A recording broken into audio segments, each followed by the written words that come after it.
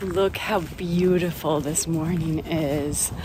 It's about 30 minutes before sunrise, and oh, it's just a nice, cool, gorgeous start to this day.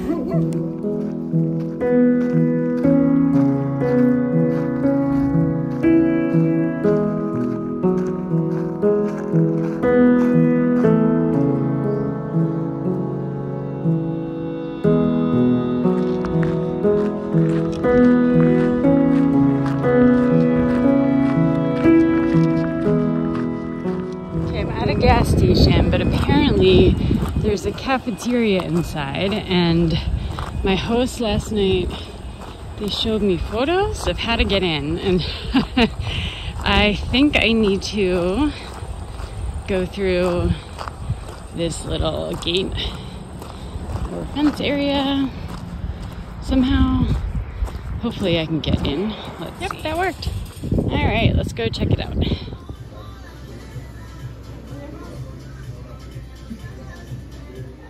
I always love when the fountains actually have a sign that the water is drinkable. Always makes me feel reassured.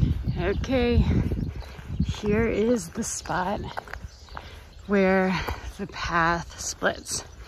So if you want to continue on the Via de la Plata, you go right for Astorga.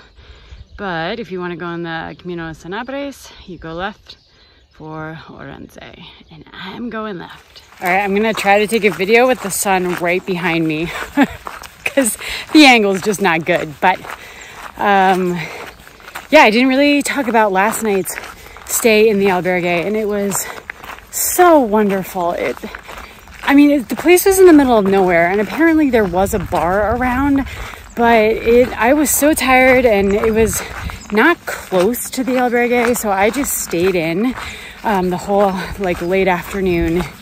The hosts were, I always say everyone is so kind, but they were so kind. They cooked this phenomenal meal. We all ate together. I mean, it was just me, the only pilgrim there, and they really didn't speak English.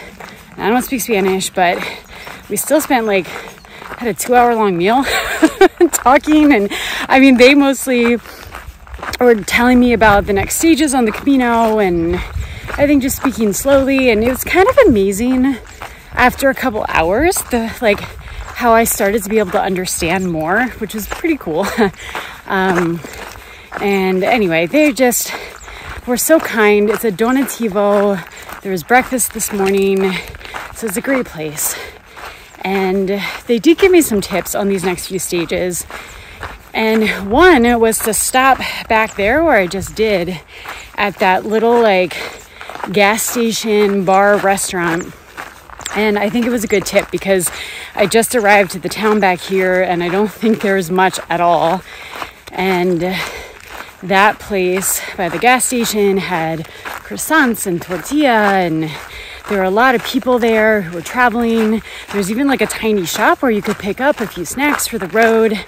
So recommendation there when you're coming from Fontanillas de Castro toward Granja. I think I'm getting the name right. So it's right before the path splits.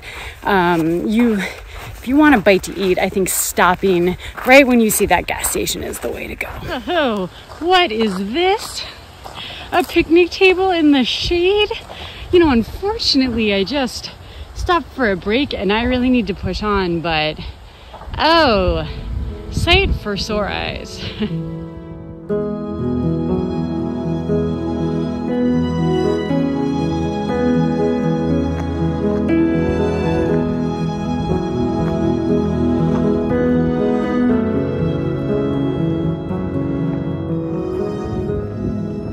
Is a little road walking here before this beautiful bridge, and it's not a super busy road, but there are very narrow shoulders, and a big truck just came by and I had to just stop walking and hug the side of the road. So not my favorite kind of walking.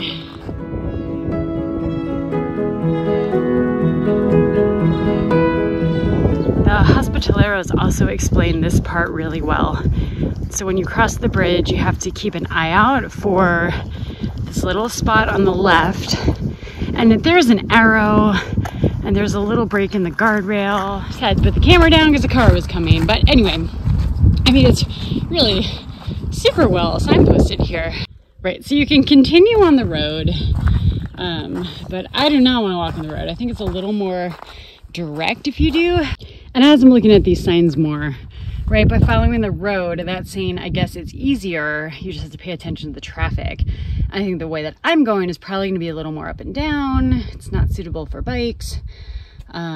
So there is a choice, but I think the recommended way, given all these arrows, which is kind of hilarious, there's 3 there, there's 3 there, another couple down here, and from what the hospitaleros told me, that going this way is really the best way. Also, just to be on like an actual path through an area that's got some trees and some rock, like just a different, very different landscape than it's been for the last 3.5 days. So yeah, already I'm enjoying it. Gotta love this. One arrow says go this way, another arrow says that way. I think down there's an easier path, but I also see an arrow up there.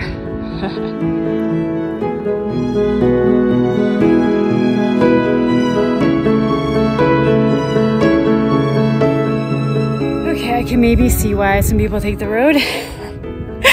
This has been an up and down path, and I'm in the middle of a really steep hill right now. But look at this view. Oh, to have not had a view like this, or a view that's changed in the last few days, this is just beautiful. But I could see maybe why the road is appealing, because it's a lot quicker, straightforward walking. And if you're doing a long stage like I am, this is a 36-kilometer stage. Already, like, it's 11 o'clock when I'm doing this, so it's hot. When I'm in the sun and climbing, it's a lot, but still very glad I took this path. All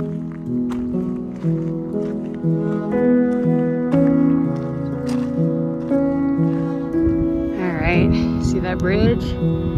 That's what I crossed and what I just came from.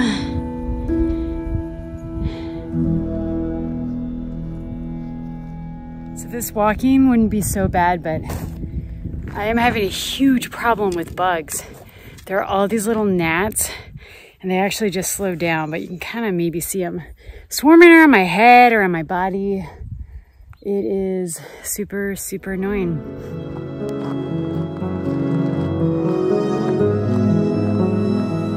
Ooh, look at this.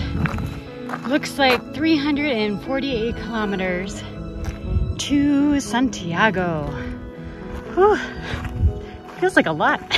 Okay, I mean, this is not my destination yet, but this is a little village about 7 kilometers before the end of my day, and it's about 1:30, and there should be a bar and maybe a restaurant, so I am going to get a drink and maybe a little bite to eat, even though I still have a bit of walking to do and it's really hot.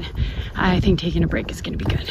So I'm learning that food is kind of hard to come by in these tiny villages. I passed through this village. It's about 7 kilometers before my destination.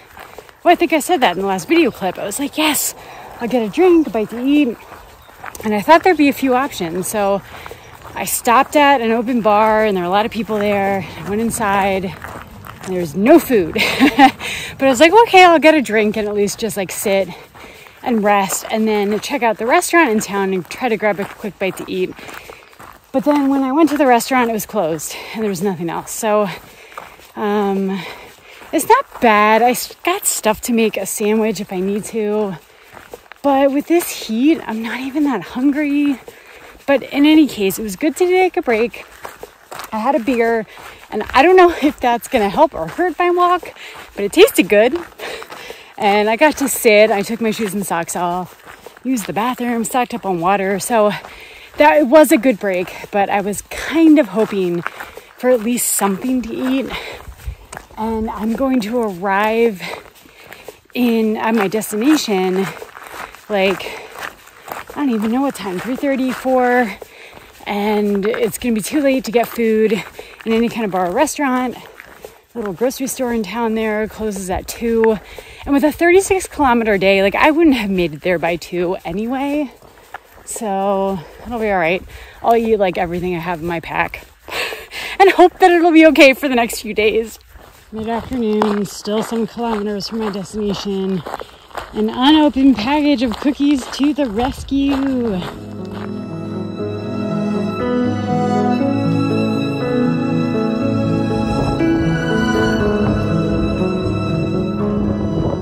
Here's a little view of the albergue. So when you come in the door, you see this kitchen. There's a microwave, sink, and a fridge. There's a little seating area and a table. Then you've got the bunk rooms, and they've got these curtains to kind of divide the area, which I think is really such a great idea. So when there are other pilgrims in the albergue, unlike tonight where it's just me, at least so far, you can have a little more privacy. So there are lockers, and this is my bunk in the corner. And then we've got 2 bathrooms, so each has a toilet and a shower.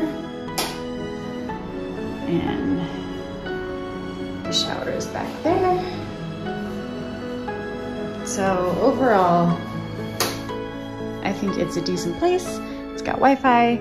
To my knowledge though, there's no area to dry clothes outside. So I've got my stuff like hanging in the windows, but it's pretty warm out. So hopefully my stuff will dry.